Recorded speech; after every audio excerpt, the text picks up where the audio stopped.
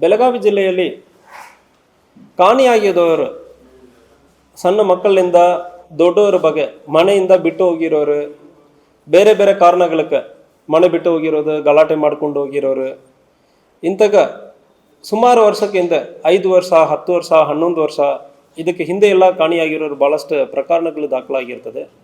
ಆ ಪ್ರಕರಣವನ್ನು ನಾವು ಮುಂದುವರೆದು ಟೆಕ್ನಾಲಜಿ ಮೂಲಕ AI ಟೆಕ್ನಾಲಜಿ ಮೂಲಕ ಅವ್ರ ಫೋಟೋ ಇತ್ತೀಚೆಗಿರೋ ಫೋಟೋವನ್ನು ಕಲೆಕ್ಟ್ ಮಾಡಿ ಆನ್ಲೈನ್ ಮೂಲಕ ನಮಗೀಗ ಕೆಲವೊಂದು ಸಾಫ್ಟ್ವೇರ್ಸ್ ಇದೆ. So dedicated softwares developed by ನಮ್ಮ ಇನ್ಹೌಸ್ ಅಂದರೆ ಕೇಂದ್ರ ಸರ್ಕಾರದಿಂದ ಡೆವಲಪ್ ಮಾಡಿರುವ ಕೆಲವೊಂದು ಸಾಫ್ಟ್ವೇರ್ಸ್ ಇದೆ. ಮತ್ತು ಇತ್ತೀಚೆಗೆ ಇರುವ AI ಟೆಕ್ನಾಲಜಿ ಇದೆಲ್ಲ ಉಪಯೋಗ ಮಾಡಿಕೊಂಡು ಇತ್ತೀಚೆಗೆ ಇರೋ ಫೋಟೋ ಮತ್ತು ಹಳೆಯ ಫೋಟೋ ಇದೆಲ್ಲ ಮ್ಯಾಚ್ ಮಾಡಿ ಇದೇನು AI ಟೆಕ್ನಾಲಜಿ ಮೂಲಕ ಪತ್ತೆ ಮಾಡೋ ಸಂದರ್ಭದಲ್ಲಿ ಅವರು ಬೇರೆ ಎಲ್ಲಿ ಕಾಣಿಸ್ಕೊಂಡಿದ್ದಾರಾ, ಬೇರೆ ಯಾವುದೇ ರೀತಿಯಲ್ಲಿ ದಾಖಲಾತಿಯನ್ನು ಗೌರ್ಮೆಂಟ್ ಕಡೆಯಿಂದ ಪಡೆದುಕೊಂಡಿದ್ದಾರಾ ಎಂಬುದ್ರ ಬಗ್ಗೆ ಪತ್ತೆ ಮಾಡಿ 11 ವರ್ಷ ಇರೋರು ಹಿಂದೆ ಕಾಣೆಯಾಗಿರೋರು, 5 ವರ್ಷ ಹಿಂದೆ ಕಾಣೆಯಾಗಿರೋರು, 7 ವರ್ಷ ಹಿಂದೆ ಕಾಣೆಯಾದವರು, ಒಟ್ಟು ಒಂದು 12 ಜನವನ್ನು ಪತ್ತೆ ಮಾಡಿದ್ದೀವಿ. ಆ 12 ಜನವನ್ನು ಮಿನಿಮಮ್ ಒಂದು 6 ತಿಂಗಳಿಂದ 1 ವರ್ಷಕ್ಕೆ ಹಿಂದೆ ಕಾಣೆಯಾಗಿದ್ದವರು, ಮ್ಯಾಕ್ಸಿಮಮ್ 11 ವರ್ಷಕ್ಕೆ ಹಿಂದೆ ಕಾಣೆಯಾಗಿದ್ದ ಒಬ್ಬರು ಕೂಡ ನಾವು ಕರ್ಕೊಂಡು ಬಂದಿದ್ದೀವಿ. ಗುಜರಾತ್ಲಿಂದ, ಉತ್ತರ ಪ್ರದೇಶದಿಂದ, ಗೋವಾದಿಂದ ಬೇರೆ ಬೇರೆ ರಾಜ್ಯಗಳಿಗೆಲ್ಲ ಹೋಗಿ ಕಾಣೆಯಾಗಿದ್ದವರನ್ನು ನಮ್ಮ ಪೊಲೀಸ್ ಇಲಾಖೆ ಬೆಳಗಾವಿ ಜಿಲ್ಲೆಯಲ್ಲಿ ಕರ್ಕೊಂಡು ಬಂದಿದ್ದಾರೆ.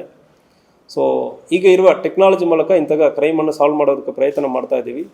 ಅದೇ ರೀತಿಯಲ್ಲಿ ನಿಮಗೆ ಯಾರು ಇಂಥಗ ರೀತಿಯಲ್ಲಿ ಲೇಟೆಸ್ಟ್ ಫೋಟೋಸ್ ಯಾರು ಕಾಣೆಯಾಗಿರೋರು, ಲೇಟೆಸ್ಟ್ ಫೋಟೋಸ್ ಯಾವುದು, ಹಳೆಯ ಫೋಟೋಸ್ ಚೆನ್ನಾಗಿರೋ ಫೋಟೋಸ್ ಇದೆ ಅಂದರೆ ಮತ್ತೊಮ್ಮೆ ಕರ್ಕೊಂಡು ಬಂದು ಕೊಡ್ತೀರಂದ್ರೆ ಮತ್ತೊಮ್ಮೆ ನಾವು ಪ್ರಯತ್ನ ಮಾಡ್ತೀವಿ ಕಾಣೆಯಾಗಿದ್ದವರನ್ನು ಪತ್ತೆ ಮಾಡೋದಕ್ಕೆ ಪ್ರಯತ್ನ ಮಾಡ್ತೀವಿ.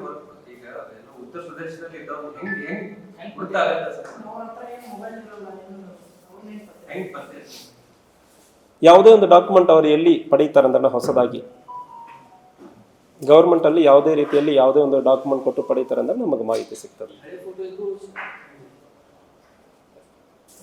ಇದರಲ್ಲಿ ಬೇಡ, ನಾನು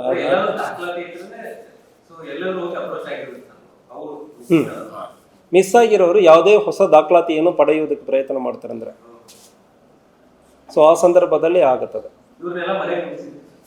ಲೈಟ್ ಕಟ್ ಮಾಡ್ತಾರಂದ್ರೆ ನಾನು ಹೇಳ್ತೇನೆ, ಆದ್ಮೇಲೆ ಹೇಳ್ತೇನೆ.